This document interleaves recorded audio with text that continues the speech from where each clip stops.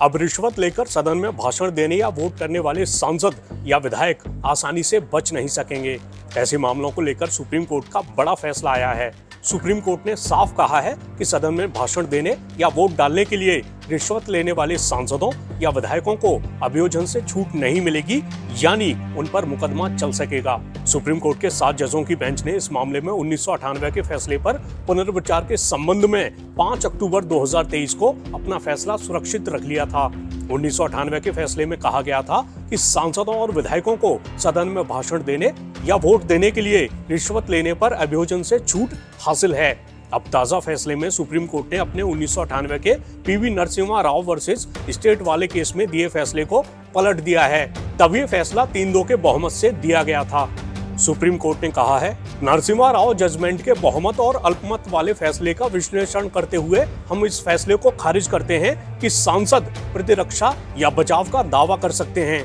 नरसिम्हा राव मामले में बहुमत का फैसला जो सदन के सदस्यों को प्रतिरक्षा प्रदान करता है एक गंभीर खतरा है और इसलिए इसे खारिज कर दिया जाता है। चलिए अब आपको सुप्रीम कोर्ट के फैसले पर वकील का बयान भी सुना देते हैं। आज सुप्रीम कोर्ट की 7 जजों की बेंच ने एक ऐतिहासिक फैसला दिया है और इसमें अपने सब पुराने फैसले को भी ओवर रूल कर दिया जो नरसिम्हा राव केस में फैसला आया था, और स्पष्ट कर दिया है कि कोई भी विधायक अगर पैसा लेके सवाल पूछता है या पैसा लेके वोट करता है राज्यसभा के चुनाव में, तो उसको कोई इम्यूनिटी प्राप्त नहीं होगी, कोई उसको अलग से प्रोटोकॉल नहीं मिलेगा, उसके खिलाफ भ्रष्टाचार का मुकदमा चलेगा।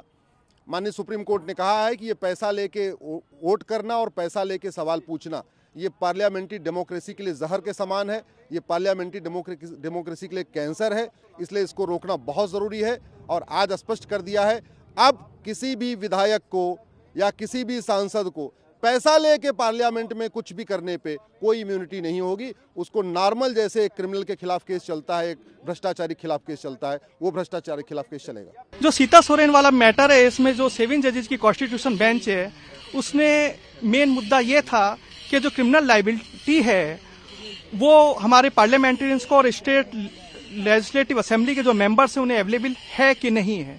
तो मेन जो संविधान पीठ से मामला निकल के आया, जो पीवी नरसिम्हा राव केस का माइनॉरिटी जजमेंट था, वो एक तरह से अपहेल्ड हुआ है और मेजोरिटी को स्टक डाउन किया गया है। सीधी सी बात यह है कि ये एक ऑनेस्ट डेमोक्रेसी की दिशा में मील का पत्थर है।